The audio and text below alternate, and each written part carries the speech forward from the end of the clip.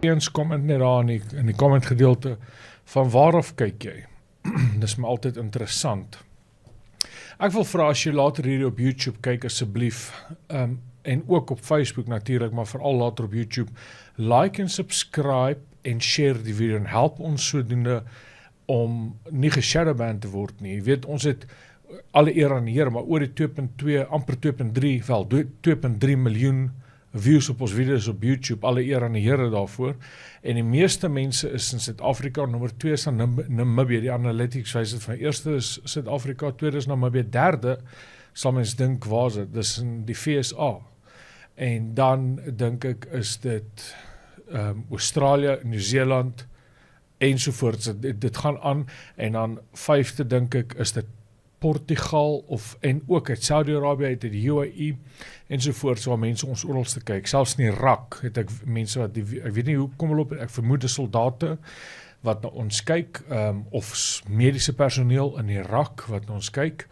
en alle eer aan die Here daarvoor, natuurlik het ons ook van Nederland af, het ons mense wat kyk, en ons bediening volg alle eer aan die Here, want hulle kan bietjie verstaan wat ek sê.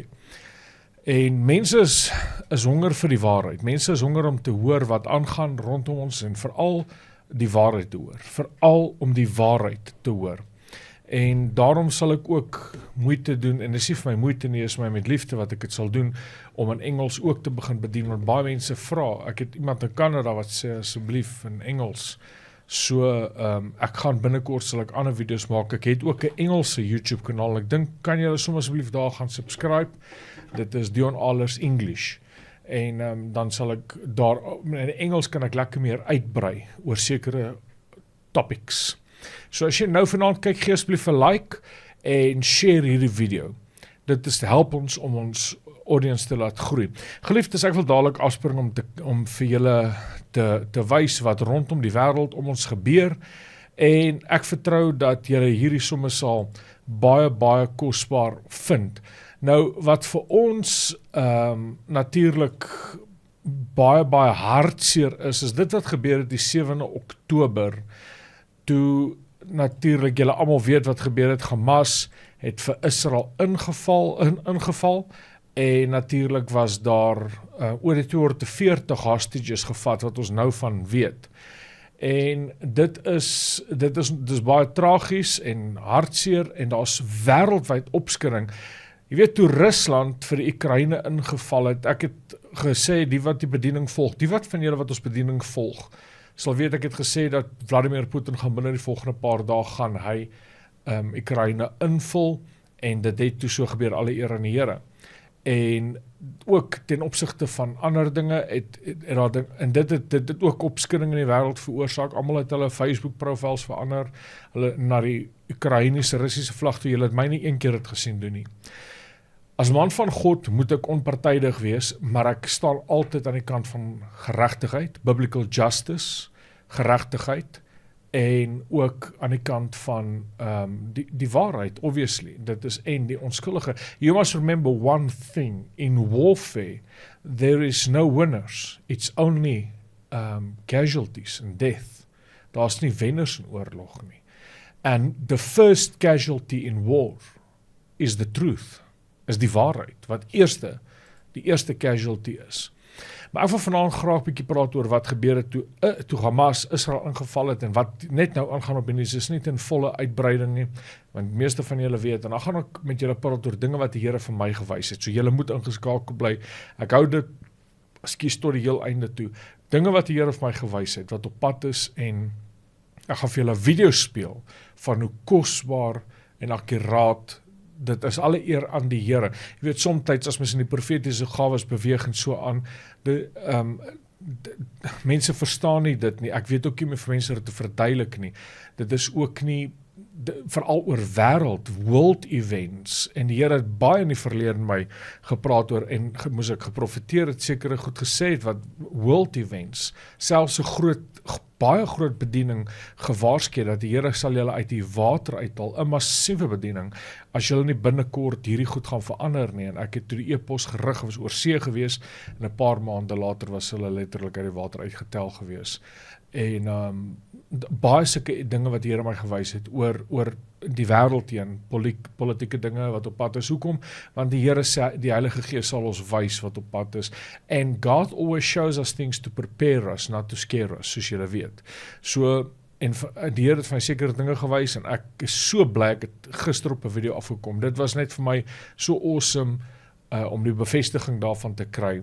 Maar ek sal nou by dit uitkom. Kom ons gaan sommer dadelik na die skerm toe, en dan sien ons natuurlik in wat gebeur het. Almal van ons weet nou wat gebeur het in die 7 Augustus, maar hierdie is gister gepubliseer, die 7 November, en hulle het argeoloë ingeroep om die IDF te help, en hier sien ons hoe dat argeoloë sit om die IDF te help, om wat te doen?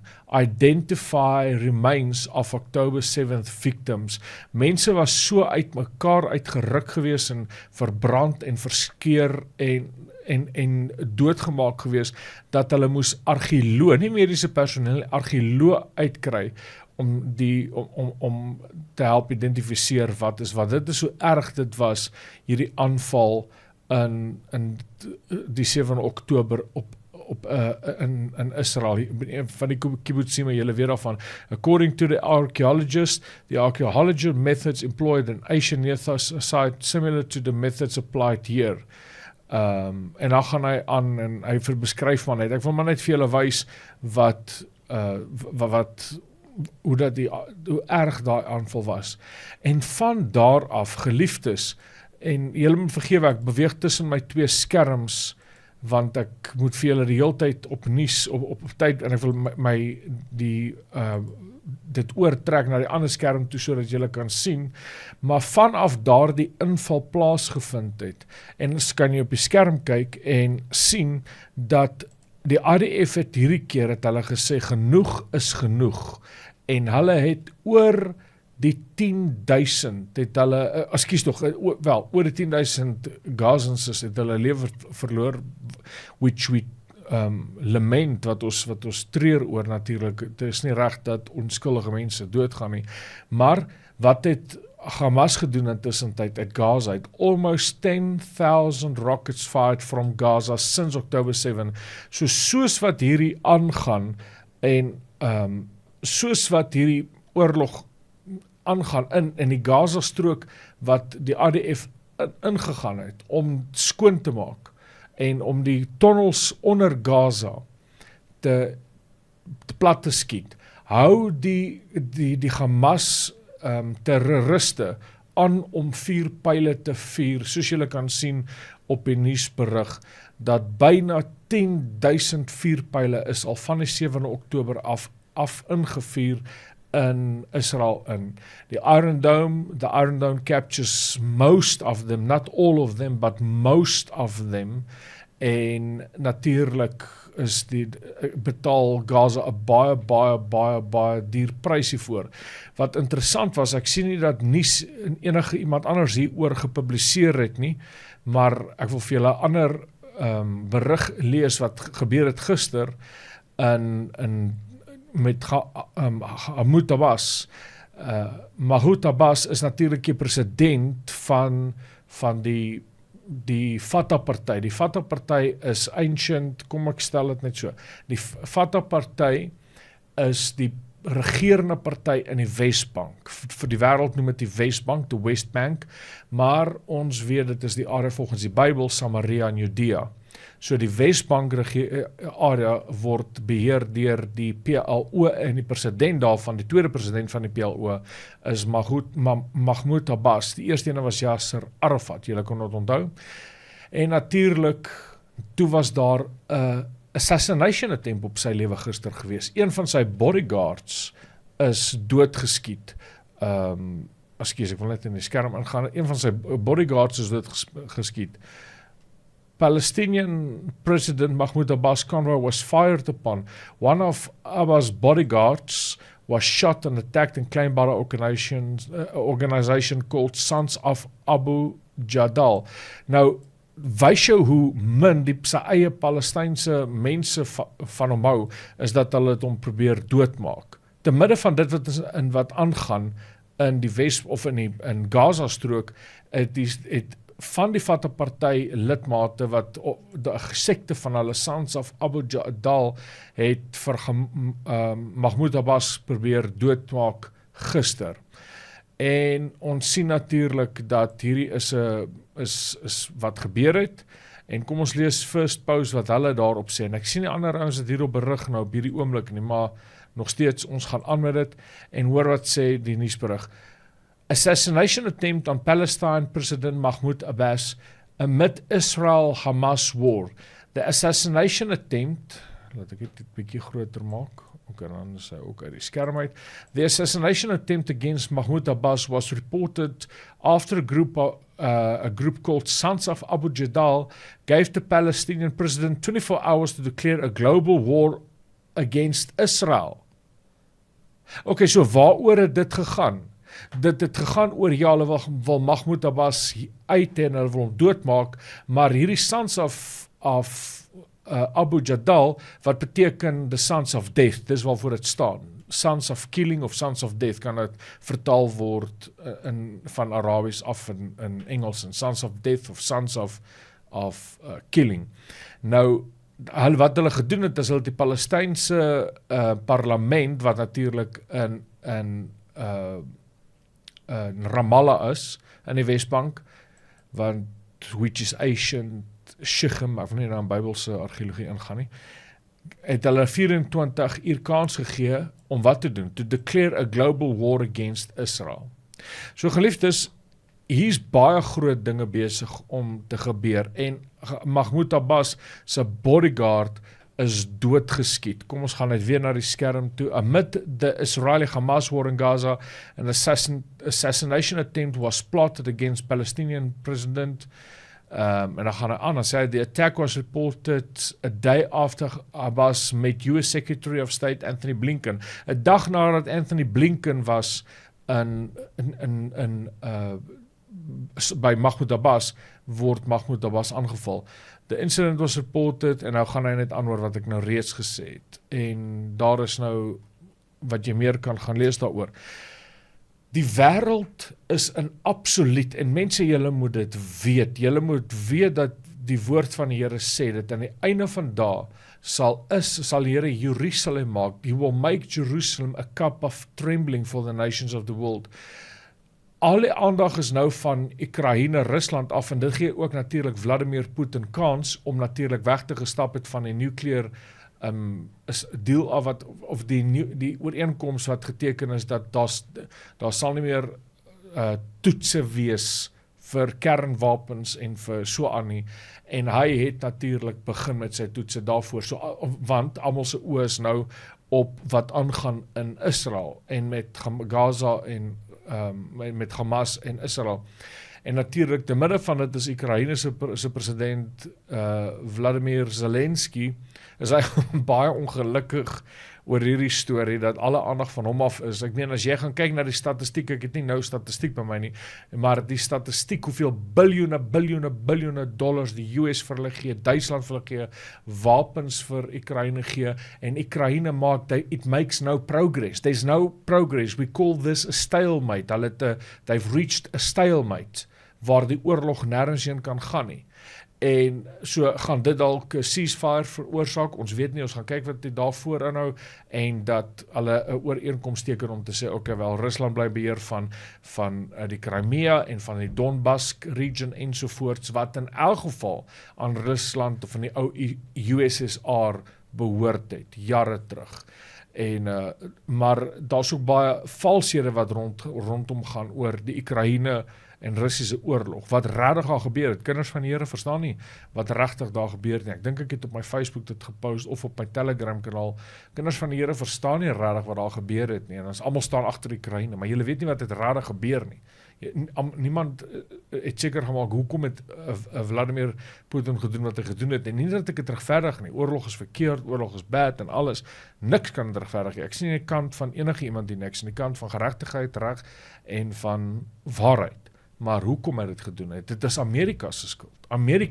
Amerika se skuld en die NAVO-lande, die NATO-lande saam met Oekraïne, wat die mees korrupste land, een van die mees, wel in Europa, die mees korrupste land is, wat bewys is, dis die mees korrupste land.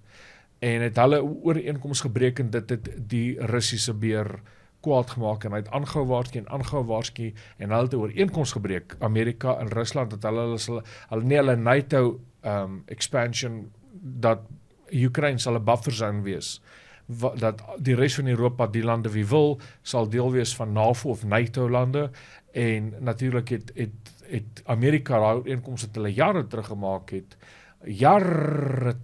het, het hulle dit natuurlik verbreek deur om Oekraïne het gesê, wel, ons wil deel word van NATO, en Rusland het gesê, hulle gaan nie, en daar's 'n hele storie rondom dit, maar, en dit is natuurlik, en Amerika het die ooreenkoms gebreek, Amerika en Oekraïne het die ooreenkoms gebreek, en natuurlik weet ons ook Joe Biden en sy seun, daar's baie korrupsie rondom die Demokratiese Party van Amerika ten opsigte van Oekraïne, en ja, ons kan aangaan met dit die heel aand, en kom ons gaan aan om te kyk wat sê die nuus vir ons oor wat vandag gebeur het, net ons gaan oor. Hamas claims responsibility for rocket barrage from Lebanon. So nie net word Israel aangeval vanaf die Gaza-strook nie, mense. Israel word aangeval, en miskien moet ek weer terugkom, ek moet dalk net volgende keer 'n kleiner kaart kry. Hierdie is Israel, min of meer, as julle kan sien. Nou, dis nou 'n vergrote voorbeeld van Israel. Nou, Gaza sit hierso, daai gedeelte is Gaza daaronder.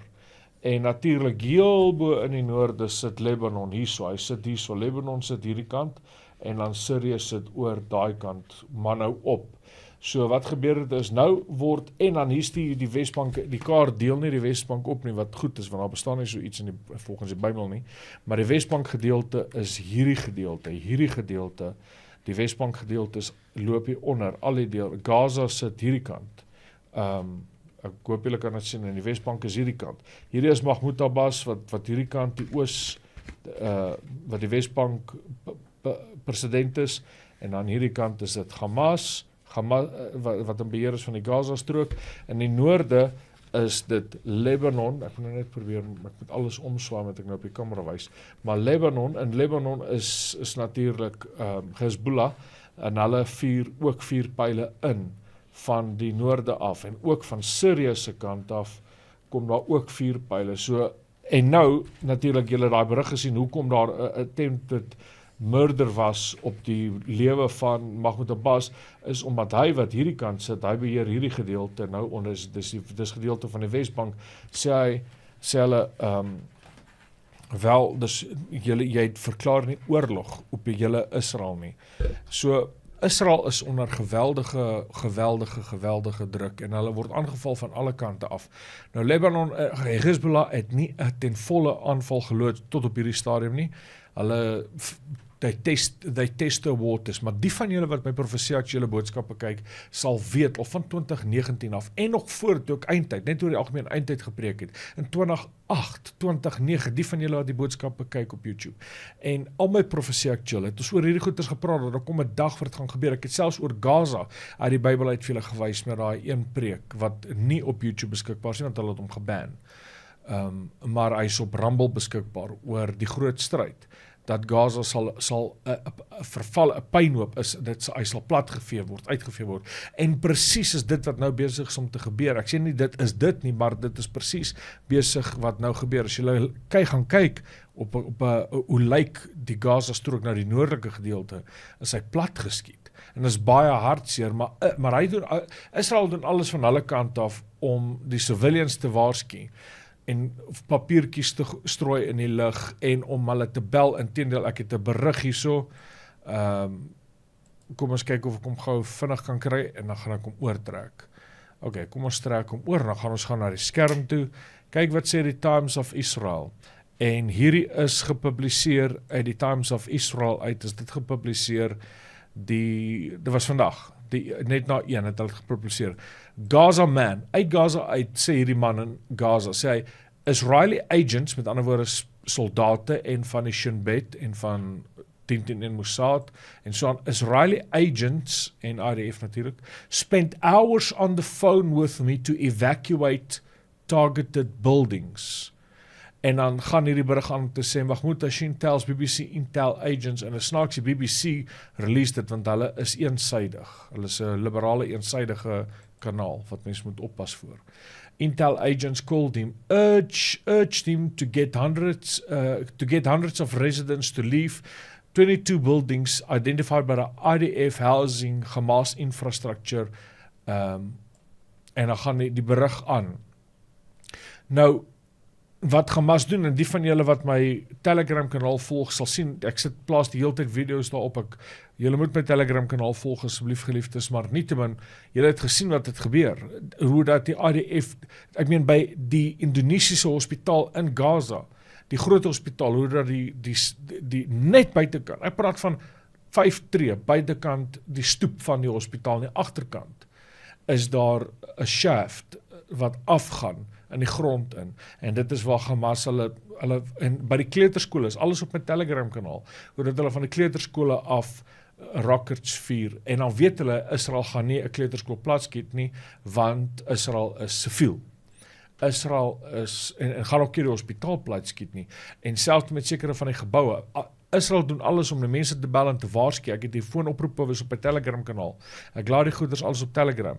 En dan sê hulle, asseblief, kom uit waar julle is, want ons gaan die plek platskiet, want dit word gebruik deur Hamas as 'n terreurinfrastruktuur waarvan hulle vuurpyle uitoefen. En hulle sukkel vir ure, soos die berig nou wys, sukkel vir ure. Gaza man, Israel agent spent hours on phone with me to evacuate the targeted building. So hulle het hom baie tyd gegee om uit 22 geboue uit te ontruim. Wat doen Hamas op die grond? Wat nou in beheer, wel, hulle is genuine in beheer van die Gaza strook. Sodra hulle wil uitgaan, die civilians, en ek het ook die video daarvan, as hulle wil uitgaan en hulle verlaat, en Israel sê, tussen hierdie tyd en hierdie tyd gee ons julle kans om te beweeg uit julle woongebied uit, want julle area is klomp Hamas terreuraanval infrastructures. Dan wat gebeur as die ouens hulle gebou verlaat, dan keer Hamas hulle en sê gaan terug na hulle huise toe. Want hulle Hamas voel niks. Ek meen die video wat ek het dit op my kanaal gelaai, op my Telegram kanaal gelaai, waar een van Hamas se leiers sê, dat die res van die Palestyners, die Gazans bo, want jy het Gaza bo, dit is wat jy sien, en Gaza onder, dit is die tunnel, infrastruktuur, hy sê uit en uit, hy sê dit is op my Telegram kanaal, hy sê dit, nie ek wil dit sê nie, hy sê dit, dat ons siviele ouens bokant, die normale civilians, dit is nie ons probleem nie. Dit is die UN se probleem. So as hulle doodgeskiet word, dan is dit nou maar so. En waar die ander leier van Hamas, hulle het 'n paar leiers, en hulle skryp weg ondergrond van hulle in Gaza, maar meeste van hulle in Qatar, in Turkye ensovoorts. En Qatar speel ook 'n baie teenrol teen Israel op hierdie stadium. So ons sal kyk wat daar gaan gebeur in die toekoms.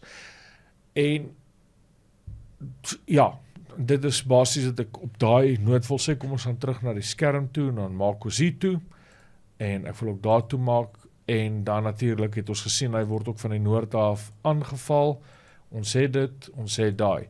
Kom ons gaan kyk verder, daar is 'n video wat ek nou vir julle sal wys. Wat sê Hamas? We want permanent war with Israel. Regtig? Nou ja, dit is vandag gepubliseer. En julle kan self julle eie huiswerk gaan doen rondom hierdie geval. Hoor wat sê hulle? We want permanent war with Israel. Hoekom? Want hulle soek wêreldsimpatie en hulle wil laat al die Jode uitgewis word. Dit is in hulle charter. En net is dit in die 1988 charter van Hamas nie, en gehersien in 2017 wat op die internet beskikbaar is, en die hadith leer ook hulle, volgens hulle geloof, dat voordat die Mahdi, die Savior of die Messias kan kom vir die moslims, moet hulle eers heilige jihad, holy jihad, moet hulle jihad, met ander woorde oorlog teen veral die Jode, ook Christene, maar die Jode veg. En dit is waar dan die charter sê, waar hy quoteer uit die hadith uit, wat hy sê, dat the judgment day will not come until the trees cry out, O Muslim, here's a Jew behind me, come and kill him. And the rocks will cry out, there's Jew behind me, come and kill him. Dis 'n hele ideologie, dis 'n geloof in 'n ideologie hierdie. So ek hoop dit maak vir julle sin, hoekom dat die Wesbank, wat onder die Palestynse beheer is, hoekom hulle sê, we want full out war with Israel. Hoekom dat Hezbollah, hoekom dat al die ander proksies, Jemen is die Houthis, hoe dat hulle vuurpyle afvuur, want dit is deel van hulle geloof, dit is deel van hulle hadith, hulle wil ook hulle Messias se koms aanjaag, en hoe hulle dit moet doen is om oorlog te voer veral teen die Jode, hulle haat Jode met 'n absolute passie. Ek doen my studies deeglik, en julle kan my glo, ek meen ek kan vir jou videomateriaal na videomateriaal na videomateriaal na videomateriaal na videomateriaal speel van hoe erg hulle die Jode haat en hoe dat hulle verklaar, we want the settlers out, ons wil die settlers uit ons gebied uit hê, dan al hoe jy so, want van julle werk 10-1 saam met hulle en sê, ja, maar hulle illegally occupy sekere of hulle sal, mense saam wie jy werk, gewone ouens, moslims daarbuiten sal sê, hulle occupy illegally. Nou, hulle praat van die Israelis in Israel, sal sê, the settlers, is die naam wat hulle gee, occupy illegally. Al wat jy vra is, waar? En wat se gedeelte? Hulle gaan nie kan sê, wel, die Wesbank, want die Wesbank is daar area A, B en C, wat ek nie nou in gaan nie, maar wat gaan hulle vir jou sê? As jy hulle druk, gaan hulle vir jou sê die hele Israel. Die hele Israel.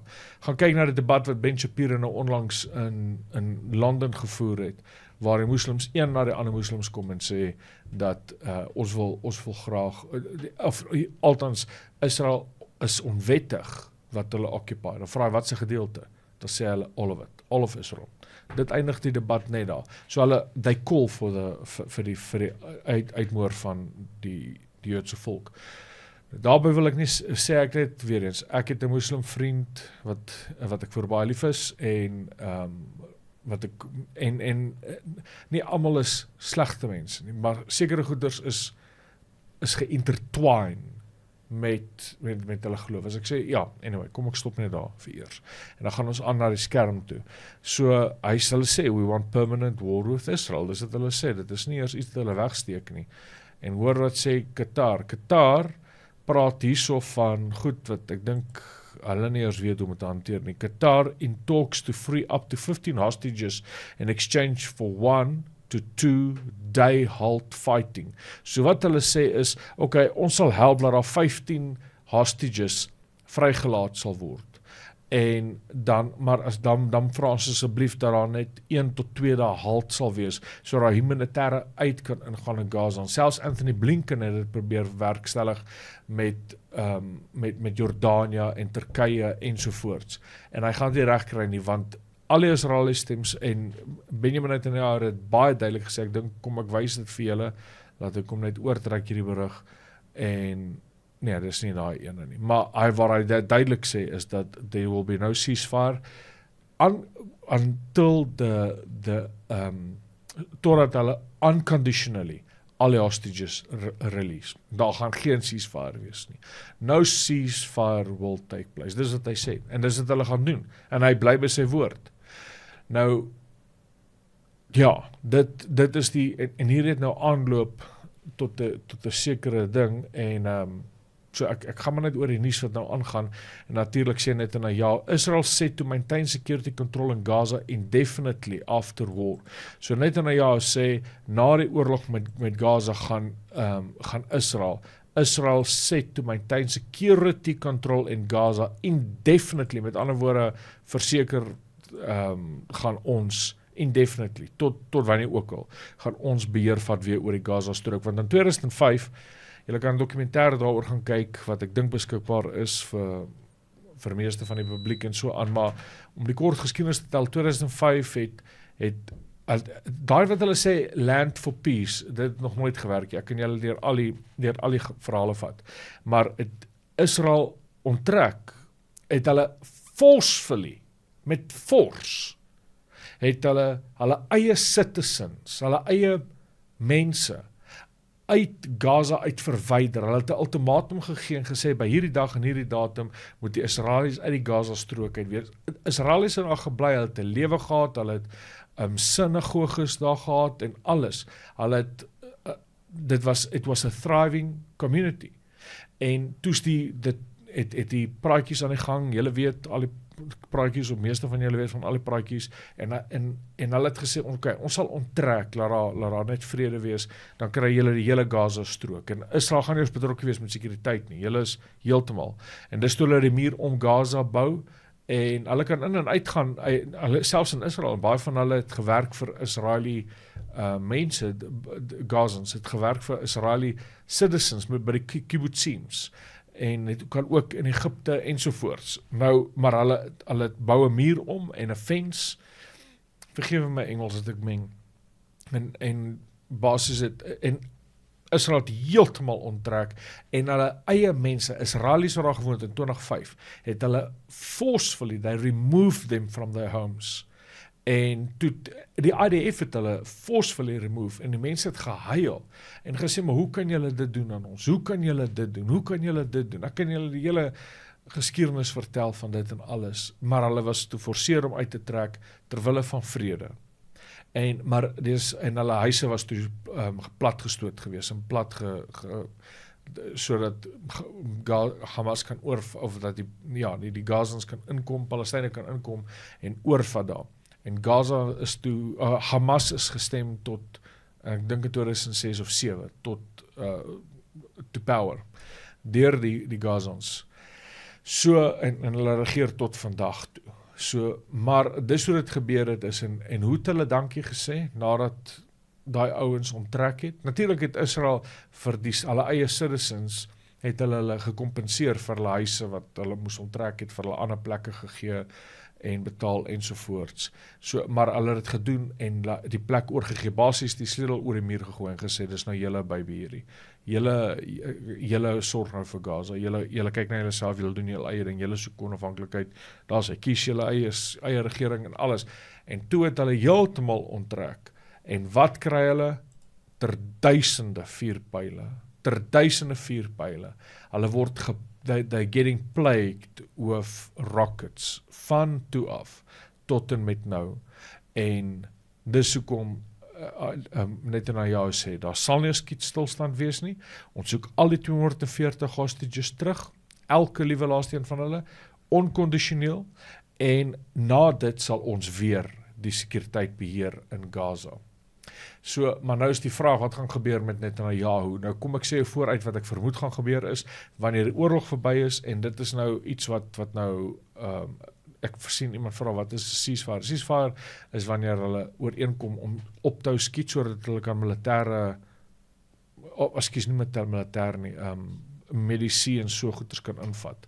Maar wat hulle sê is, wat Netanyahu sê, geen ceasefire nie, maar wat na die tyd gaan gebeur is, Netanyahu gaan 10-1 gedwing word om af te bedank as eerste minister, as gevolg van wat gebeur het die 7 Oktober. Selfs Naftali Bennett het gesê, hy vat ook verantwoordelikheid, die voormalige eerste minister, vir wat gebeur het. Hulle blameer hulle self, hoe kon ons dit toe, hoe het ons dit nie gesien kom nie. So, maar dit is wat die toekoms nou inhou, dit is nie iets om nou, wat ons nou veel oor kan sê of na kyk nie. So, kom ons kyk wat sê 'n volgende berig. Thousands of Gazans use humanitarian corridor to move south out of, ons sien daar, en natuurlik ook die G7 unites in support for Israel after intense meeting in Tokyo. Ek wil net hier by 'n ander berig uitkom vir julle wys, dan kan julle daar kyk. G7 backs Gaza, maar ek tog nou net hulle back Israel. Kyk hoe kan hulle tussen hulle self nie weet wat hulle voorstaan nie. G7 unites in support for Israel after intense meetings in Tokyo. Dit was vandag wat dit gepubliseer is. Maar die volgende een sê ook vandag, later, G7 back Gaza, maar nie ten volle Gaza as 'n terreurorganisasie nie, backs Gaza humanitarian pauses, met ander woorde vir humanitêre gebruik, sê hulle ons stem vir dit, daar moet 'n ceasefire wees. Maar Benjamin Netanyahu sê daar's nie 'n manier dat ons 'n ceasefire, alle die oorlog begin, ons sal met vir hulle klaarmaak. So, en ja, dit is wat ek graag met julle wil deel ten opsigte daarvan. Nou geliefdes, die van julle wat my kanaal volg, sal weet ek praat baie oor hierdie dinge, oor meer ensovoorts. Ek wil graag uitkom by 'n video wat ek graag vir julle wil speel. En dit wat die Here vir my gewys het, wat op pad is. Nou, ek gaan die volgende paar dinge sê. En dit is dat in die verlede het die Here my, soos ek begin het om te sê, die Here my gewys oor sekere goeders wat oor Suid-Afrika kom, wat oor ander lande kom, wat oor mense kom, ensovoorts, bedieninge en alle eer aan die Here daarvoor. En die Here doen dit vir 'n rede. Die Here doen dit nie maar net sommer nie. Nou, een van die dinge, en ek het nie in te veel detail gegaan nie, want mense sou of dink ek, sou miskien paranoïes geraak het op 'n, ek weet nie wat was my gedagtes op daai tyd gewees nie, maar een van die dinge wat die Here vir my 2 jaar terug of meer gesê het is, kry solar vir jou huis. En daar was toe al klaar blackouts, wat mense dit load shedding in Suid-Afrika, maar dit was nie op die skaal van wat dit nou is. Dit is 2 jaar terug, en die Here het my gewaarsku, en toe is die pryse laag toe, ons kon bietjie ietsie doen. En soos julle weet, ons het kinders ook in ons sorg, en dit is belangrik om natuurlik ook krag te hê. En ek het dit gedoen, toe was die pryse laag, en daar was nie juist enige goeders nie. Die volgende oomblik toe tref Eskom se moeilikheid ons, en die pryse het vertrippel en verviervoudig met van die goeder. So ek het geluister na die stem van die Here, maar ek het ook mense gewaarsku. As julle kan, kry bietjie solar, doen bietjie dit, om voor te berei, en dis nog nie eers die einde van die, as jy dink Eskom was die groot rede gewees, dit was nie die groot rede nie, die Here het nie vir my gesê, as gevolg van Eskom nie, die Here het net gesê, kry doen dit, en ek het op opdrag van die Here het ek dit gedoen. Iets anders wat ek ook in die verlede gesê het, deur die genade van die Here is, natuurlik, daar was 'n paar goed gisterand toe ek en my vrou daaroor gepraat, my gedagtes laat my in die steek, dit was die solar, en die volgende ding was, daar was nog 'n paar goedjies in tussentyd gewees, en ek het mense gewaarsku om hulle self gereed te kry daarvoor. En een van die laaste dinge wat die Here met my oor praat is, of kom ek gaan dit eers weer terug. Die Here het vir my gesê, ek dink dit was einde verlede jaar, ek vergeet elke keer wanneer dit was, die Here het vir my gesê, dat daar kom 'n groot lockdown, kom weer die wêreld toe, na die wêreld, wat die vorige lockdowns na niks sal laat lyk nie. So, wanneer dit is, weet ek nie, die Here kan baie jare of lank voor die tyd praat, wanneer dit is, weet ek nie, maar ek weet dit was van die Here af. Die derde ding wat nog nie plaas af het, is die Here het, glo ek vir my gewys, dat Vladimir Putin gaan doodgaan, in die hoogtepunt van die oorlog, en sy generale gaan oorvat. Want daar is dinge wat ek glo, die Here vir my gewys het, 'n naggesigte, drome met ander woorde. Nog iets wat die Here my gewys het, was dat voedselsekuriteit, en ek het kom ek gaan terug, net voor die voedselsekuriteit. Die van julle wat kon onthou, ek het so ek weet nie hoe lang terug het was nie, het ek gepraat oor die monetêre stelsel, ek het daarop bietjie gehamer vir 'n tyd lank, ek weet nie wie van julle kon onthou nie, comment, as julle seker, dat ek gepraat oor, kyk 'n bietjie vir belegging in waar jy kan, met miskien 'n bietjie silwer of so aan, waar jy kan, want as gevolg van inflasie, dit was die ding wat die Here by, was oor die inflasie. Die inflasie was baie, rentekoerse was verskriklik laag, net na 2021 was die rentekoerse laag, toe sê ek, dat ek glo die Here berei ons voor, as jy kan, kom uit skuldtyd, dit was die een ding wat ek gesê het, kom uit skuldtyd, as jy kan, kom uit skuldtyd, en die tweede ding is, kyk vir addisionele plekke waar jy ook jou geld kan stoor, as ek dit so kan sê. Moenie eiers in een nes sit nie. Wie van julle kan onthou, comment net daar as julle sê, julle onthou ek het dit gesê. En ek het 2 of 3 video's daaroor gemaak en net gesê hoe belangrik dit is en ek het ook verduidelik. Ek het so tussen die lyne het ek probeer sonder om net hier kom sit en sê mense, die Here sê dit en die Here sê dit. Ek vir mense verduidelik waar kom die monetêre stelsel vandaan, hoe dit gebeur het en hoe dat die banke wêreld dankie iemand wat sê ek het laas jaar al gesê. En toe sê ek inflasie gaan op 'n tyd kom waar dit hierdie dak is. Wie van julle onthou dit en raai waar is ons nou?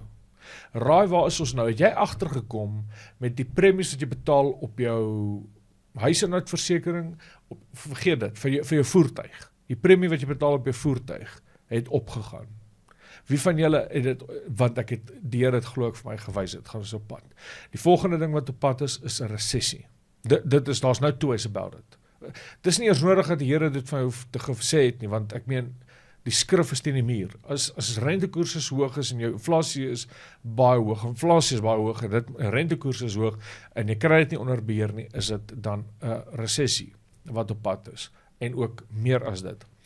En dit het gebeur. So ek wil hê julle moet een ding verstaan. Hou nou die track record dop en alle eer aan die Here. En die volgende wat die Here gesê het is Vladimir Putin, glo ek, dit was 'n naggesigte, dat Vladimir Putin gaan doodgaan te midde van sy en ek wil julle moet onthou wat ek nou sê, ek gaan 'n video nou speel. En dit het nog nie gebeur nie. En as dit nie gebeur nie, dan was dit maar net 'n droom. Maar, en ek het ook nie gesê, maande terug, die Here sê, ek het gesê, ek glo, dus dit die Here aan my gewys het. Die ander ding is dat voedselsekuriteit, dit weet ek in my binneste, is dat die Here tot my hart gespreek het, en die van julle wie kan onthou, sit dit in die comment box, dat is voedselsekuriteit gaan 'n groot probleem raak. Hoekom? As gevolg van, en dis iets wat ek op gehamer het, al die tyd, sit in die comments, is daar voedselsekuriteit, ek onthou, jy het 'n paar keer dit al genoem, Deon, en toe het ek gesê, mense, as julle kan, plant julle eie groentes, maak bietjie bymekaar hier en daar, en waar ook al, not to scare you, but prepare you, because a wicked man's, a prudent man, nie wicked nie, a prudent man, a wise man, see that day coming, and he prepares for it. Okay, dis het spreuke ons leer. So, gister is ek vinnig is ek besig, en ek sien 'n opskrif, en ek wonder of ek dit kan kry. Die Here is daarom ook getrou, wel, obviously is die Here getrou, altyd getrou. Kom ons kyk of ek vinnig daai video kan kry, en dan wys, ek gaan nie die video vir julle speel, ek gaan net die thumbnail vir julle wys, van iemand wat baie prominent, okay, my internet lyk my is te stadig vir dit, maar wat prominent en groot is, wat hierdie vraag vra, kan voedselsekuriteit vir ons die grootste ding word nou? En die antwoord is absoluut ja. Daai tyd was daar nog nie oorlog met die Oekraïne nie, daar was nie dit nie, daar was nie dat nie. En dit wat nodig is om fertilizer, vergewe my Engels, om kunsmis mee te maak, kom onder andere uit die Oekraïne uit Rusland uit, en uit ander plekke uit. En wat het gebeur, dat die fertilizer, die kunsmisse pryse is deur die dak, en dit maak dat die boere moet nou meer vra en betaal. Ook iewes skielik is petrol se prys deur die dak, en jy het nog nie die einde daarvan gesien nie. Petrol en diesel se pryse is op die dak, en dis 'n beplande ding hierdie. Dit is nie, en ek sal daaroor apart praat, dit is beplan. Dit is 'n beplande ding daai. Dit is 'n absolute beplande ding ten opsigte van die petrol en so aan. So dit help jy meer alleenlik ons regering nie, dit is wêreldwyd beplande ding. The green policy. Maar nietemin is dat alles, dit maak dat voedsel deur die dak stoot, voedselpryse. So, as jy by die winkel was, ek was vir die eerste keer nou dag, ek dink dis toe ek een park bedien het, toe was ek gou winkel toe om net iets te gaan kry, en onder andere ek het tandepasta gekort, want my tandepasta was klaar, en ek stap in 'n kettingwinkel in, en ek wil tandepasta kry, ek kon nie glo die pryse, want ek gaan nooit winkels doen nie, ek kon nie glo die pryse wat net tandepasta mee opgegaan het nie, ek kan nie glo die pryse wat koffie en daai goeders mee opgegaan het, melk, ek meen, ek kan nie glo toe die goeders, ek sê dit nou half retories, ek kan nie glo nie, maar tog het die Here my gebruik om dit ook op 'n manier te kan oordra aan julle, te profeteer. Wat ek bedoel is, ek kan nie glo nie, is, dit raak deur die dak. So voedselsekuriteit en dit gaan nog 'n erger probleem raak. Reg oor die wêreld. Julle kan vanaand hierdie boodskap neerskryf. Maar iets anders, ek wil graag vir julle 'n video speel, laat julle kan hoor wat hierdie man te sê het. Nou, ek ken nie die man, ek ken hom nie, ek weet van hom. Ek het een keer 'n video van hom gekyk, toe iemand het oor hom gepraat, toe gaan kyk, hierdie ou is 'n erkende, genuine profeet van die Here, hy bly in Amerika, en ek wil hê julle moet hoor wat hy geprofeteer het, en al sy verlede profesies wat hy geprofeteer het in vervulling gegaan. Nou, ek ken nie, soos ek sê, ek wil net vir julle iets wys, ek gaan vir julle 'n video speel, ek wil julle moet graag saam kyk, en ek wil julle moet oplet na wat hy sê. Onder andere het ek gesê, deel van wat ek gesê het, is daar gaan 'n oordeel van die Here oor Amerika kom. Ek weet nie van julle kan dit onthou nie. Daar gaan 'n oordeel van die Here oor Amerika kom, want Amerika dra tans die scepter van die nasies, dit is net so.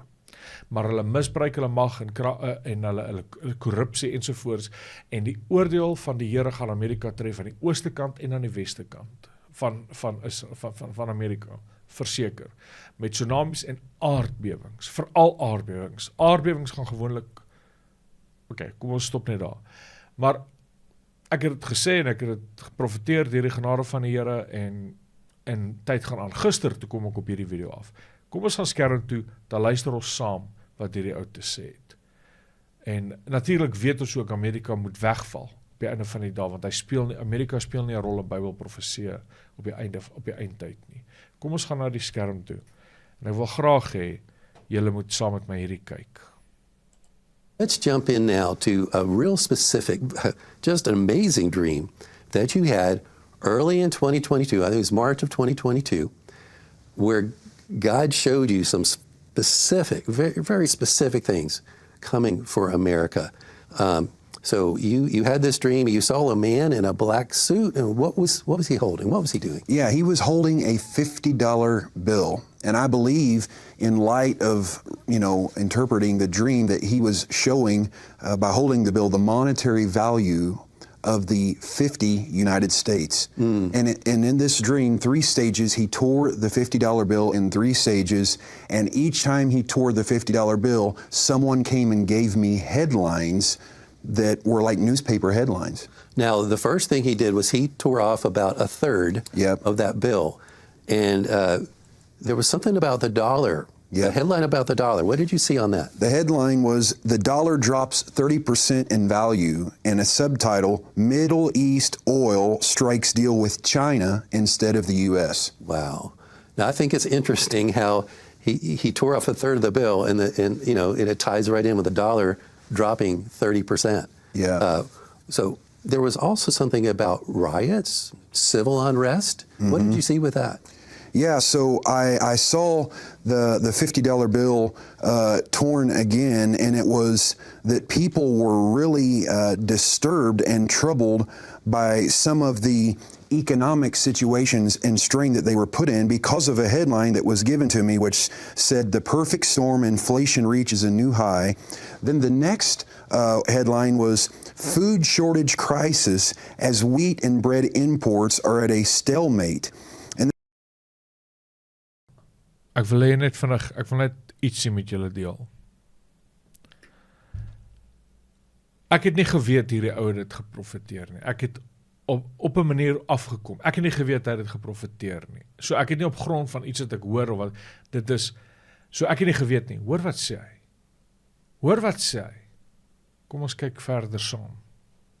Ek gaan net weer so 'n stukkie rewind. Shortage crisis as economic situations and strain that they were put in because of a headline that was given to me, which said, "The perfect storm, inflation reaches a new high." Then the next headline was, "Food shortage crisis as wheat and bread imports are at a stalemate." And then the next headline, because of that one, said, "Riots and civil unrest as citizens demand entitlement checks." And so it seemed like this was a scenario set in stages. And Bob, when I had this dream, we weren't experiencing in March of 2022 the inflation and the talks of China and the Middle East making deals, brokering deals with oil. you know, instead of with the United States and moving away from the petrodollar and trying to form almost a league of other nations of China and Russia and Iran. Now, the second time, the first time he tore like a third off, and the second time he tore what was left in half. And I find it very interesting. Two of the headlines you saw after that, one was Israelis and the Palestinians reach a two-state solution. I thought that was very interesting how he tore it in half. But the second headline you saw had to do with a major earthquake going to hit the middle of the United States. Yeah, so when he tore the $50 bill the second time in half, an earthquake happened under my feet, and another person walked up and handed me a headline which read, Israeli and Palestinian two-state solution reached. And then another headline was handed to me which said, major earthquake hits the middle of the U.S. So it seemed like when America went along with dividing Israel, God allowed an earthquake to literally come right down the middle or dividing the United States. I didn't see the full extent of that, but I saw an earthquake hit the center of the U.S., and it was a response of God to America supporting a two-state solution. Okay, and then the third. Julle het so ver gehoor wat hy gesê het, en ek het nie van hierdie, onthou, julle het my gehoor, en ek het nie voor die tyd het ek hierdie goed geweet, of wys jy net hoe dat die Gees van die Here bevestig. Hy het gepraat van voedselsekuriteit, hy het ook gepraat van 'n two-state solution. Nou, ek het daaroor het die Here my niks gewys nie, maar die konservatiewe Israelies staan teen 'n two-state. Meeste Israelies staan teen 'n two-state solution. Dis hoekom voordat ek gestem het ook, het ek vir 'n party, vir ek dink 2 of 3 partye 'n e-mail uitgestuur. Hoe staan julle met ek het vir hulle 3 vrae gevra. Ek dink ek het dit vir 'n paar partye gestuur. Maar een van dit was gewees, een van die vrae wat ek gevra het, glo julle in 'n enkelstaat of 'n twee-staat oplossing vir Israel? En nie een van ons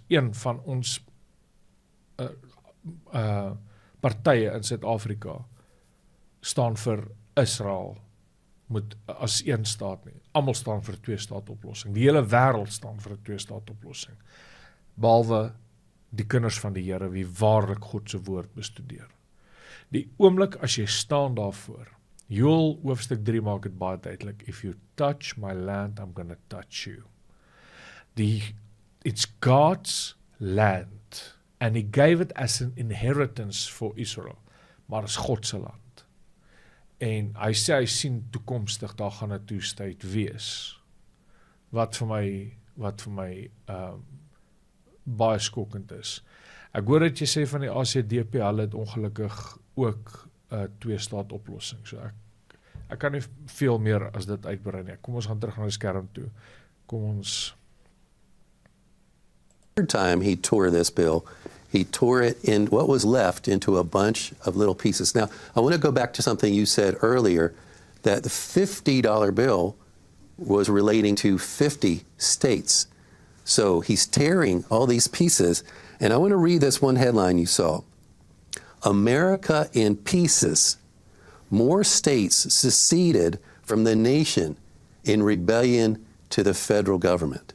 Yeah. So what else did you see at that point? I felt like as a result of that last tearing, something caused such a division among the states. I kind of feel like this is what I strongly believe, something coming across the southern border will be so evil. Most of those people are just trying to... Nog iets wat ek gesê het. Die van julle wat geluister het, is dat die volgende ding wat Amerika gaan tref, is 'n terreuraanval van binnekant af. En dit gaan ek het gesê deur die southern border, maar dit was net as gevolg van, dit was nie iets wat die Here my gewys het nie, dit is net iets wat ek gesê het. Kom ons luister aan. To find a better life, we get that.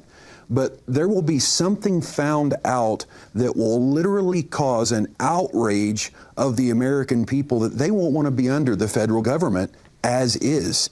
And it's going to require a great reform economically, socially to our nation, and God's going to shake everything that can be shaken. So all that's left is that which is unshakable. Yeah, and you saw another headline at that point about the military taking control. But let's jump ahead to this man in the black suit. He pulls out a $1 bill, but it doesn't look like a normal $1 bill. What does it look like? It looked like a $1 bill, but it was like a cell phone. It was like a $1 bill, and I knew it was a cell phone.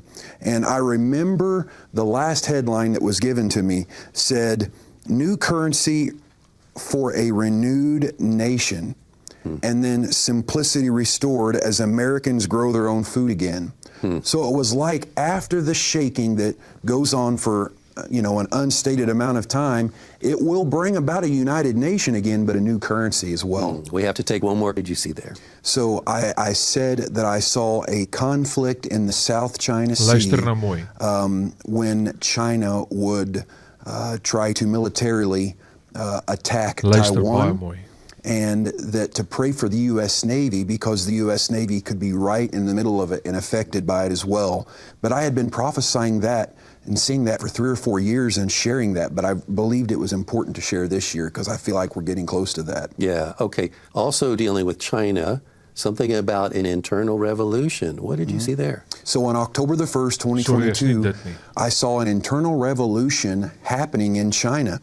And what the Lord said to me was the below ground church was about to see above ground results. And what he said is that so much of the saber rattling, when a nation is in decline or having internal turmoil, they usually try to start a war to distract off the internal domestic dissatisfaction. And not only did the Lord show me that, but he said this is exactly why so much was allowed to be released from there a few years ago, and it's because they were trying to keep people indoors from rioting then. And the Lord showed me there was an internal revolution bubbling in China. That was October the 1st. On Thanksgiving Day, the terrible tragedy where people were welded shut because of the zero COVID policy in their houses and apartments, and a fire caught.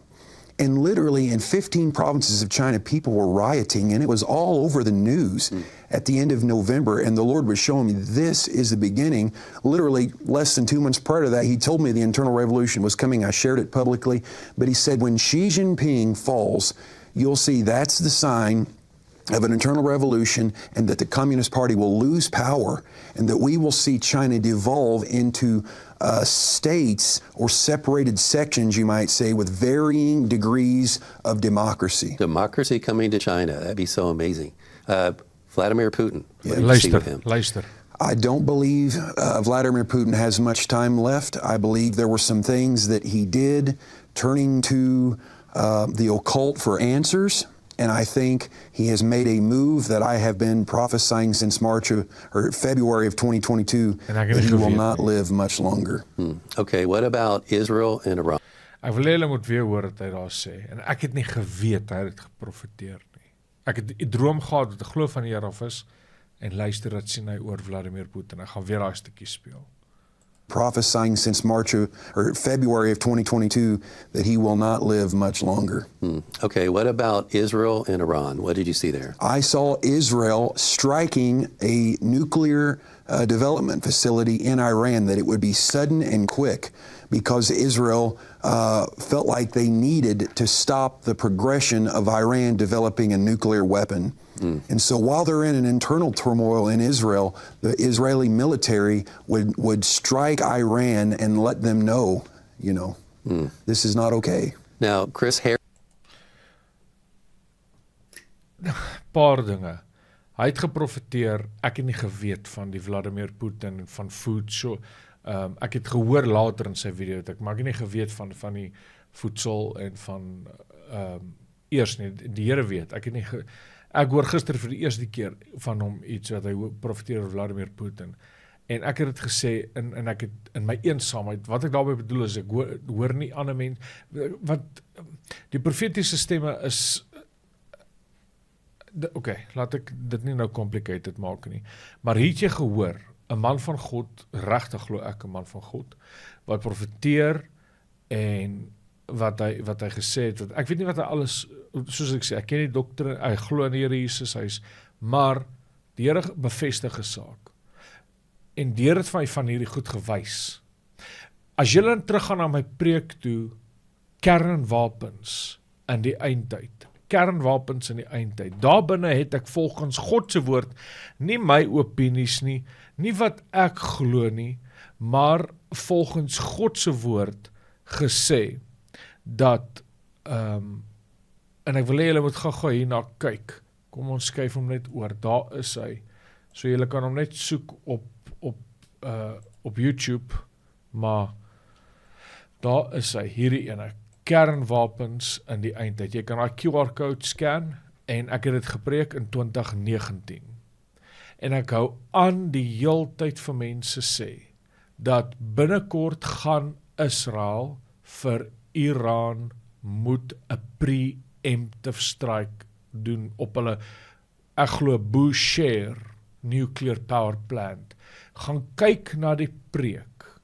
Ek het oor dit ook gepraat al in 2019, toe het ek ook gesê, ek het ander goeders ook by dit gesê, maar dit kom uit God se woord uit.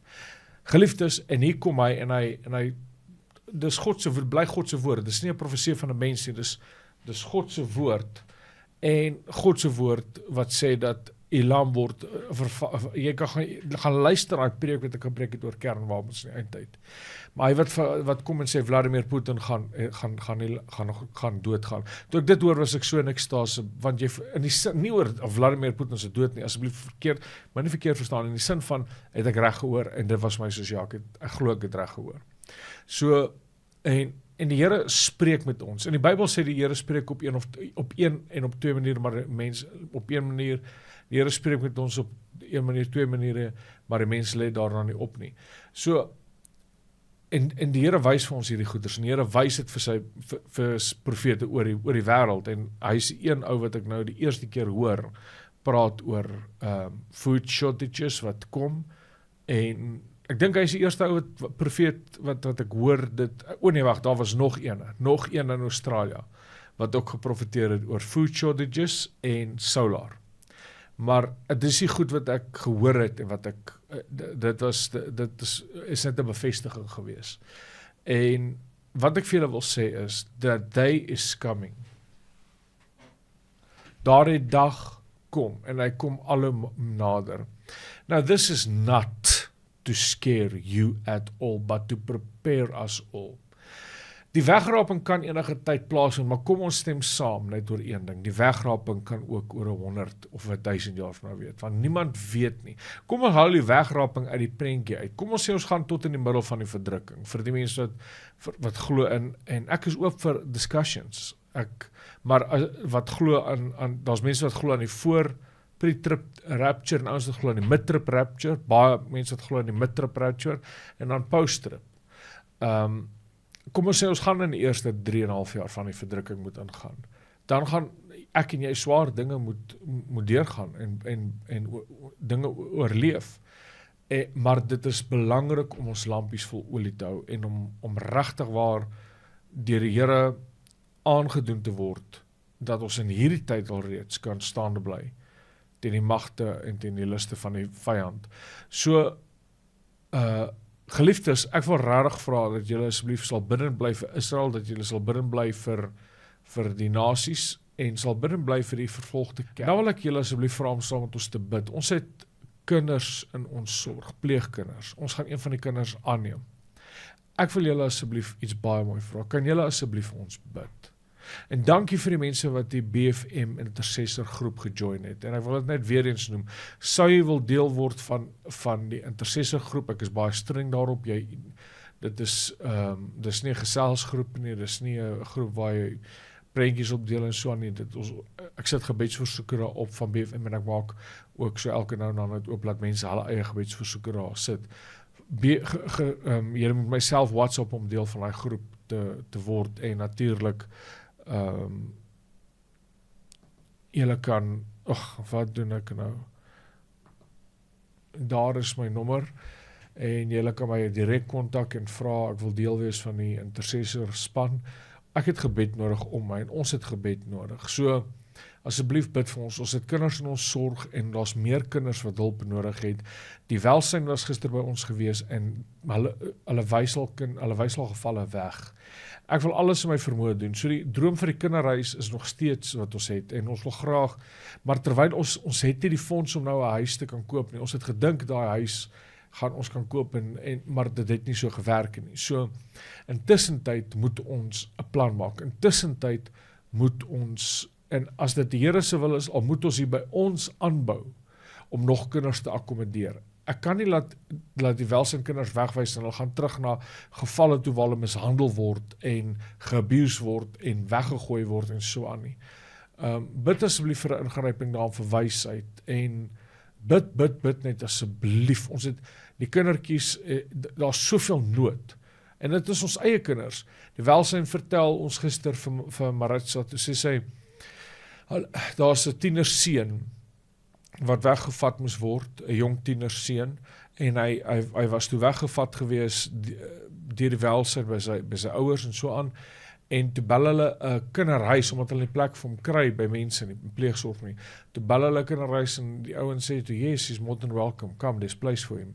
En toe hulle daar aankom, toe die welsyn daar aankom, ek weet nie of ek hierdie informasie mag deel nie, maar ek doen dit, ek gaan nie omgee nie, want dit is die waarheid. En so, toe hulle daar aankom, met die welsyn met die tienerseun, toe klim hy uit, toe sê hulle, omdat hy wit is, hulle het nie geweet hy is wit nie, vat hulle, daar is die plek, ekskuus, he's white, hy is te wit om hier in te kom, hulle gaan hom nie aanvaar nie. So geliefdes, daar's geweldige druk, en dit is die waarheid, dis wat gebeur, so, as jou vel verkeerde klere is, dan, en julle weet self, ons is so dankbaar vir elkeen wat in ons bediening in saai, want julle help nie net met die werk van die Here nie, maar wat deel van die werk, julle help met die werk van die Here, en met mense, soos die kinders, om die kinders se uitgawes hou aan, dis nie iets wat ophou nie, dis iets wat aangaan, dis iets wat elke dag aangaan, die kinders moet elke dag eet, hulle moet elke dag dit en dat, en die kleinste baba wat ons in ons sorg het, gaan ons aanneem, dis doeke en alles, so ek sê dankie vir elkeen wat ons bediening saai, en wil mense asseblief nie biddend hieroor wees om julle kan die bankbesonderhede op my webtuiste kry, deon.co.za, die bedieningse bankbesonderhede, ek gaan net boldly vra, sal mense asseblief ons finansiëel begin ondersteun. Baie mense vind BFM as hulle kerk, want hulle het nie 'n ander kerk nie. En dan is dit ook die plek, glo ek, waar die Here wil hê met jou, ek dink so, wat die Here jy moet saai. Want jy kry geestelike kos hierso, en ek waardeer dit elkeen, want julle help in so baie opsigte. So baie, ek kan dit nie vir julle beskryf nie. So, maar tussentyd, as ek moet aangaan om hier te bou, dan wil ek bou. Dan gaan ons die Here vertrou en ons gaan net begin bou. Maar ek het wysheid van die Here af nodig, want die verantwoordelikheid is so groot. Maritza, my vrou, is alleen en ons het 'n huisdame wat ons help, wat ook inbly, en sy help so, maar dis 'n geweldige uitdaging. Pleeghuis, pleegkinders, en ek het nog 2 van my eie seuns ook. So bid vir ons dat die Here ook vir ons sal hulp stuur, en asseblief, op 'n manier, raak betrokke, ons doen selfsendingwerk, ek self 'n sendeling, ek reik uit, siele word gewen, disippels word gemaak, kinders word dit, en alle eer aan die Here, ons help ander mense, ons help dit en dit, so julle finansies maak 'n verskil, 'n groote verskil, 'n massiewe verskil, en behalwe vir dit is dankie vir julle gebede, dit is wat ons die meeste nodig het, so ek wil vra asseblief, bly ingeskakel op ons bediening, en ek hoop vanaand het vir julle iets beteken, ek het dalk bietjie die mekaar, we sit 'n update en goed wat die Here my gewys het, wat op pad is, en afgesluit met hierdie om net te vra asseblief, bid vir ons en ondersteun ons asseblief, Die Here seën vir elkeen van julle, amen.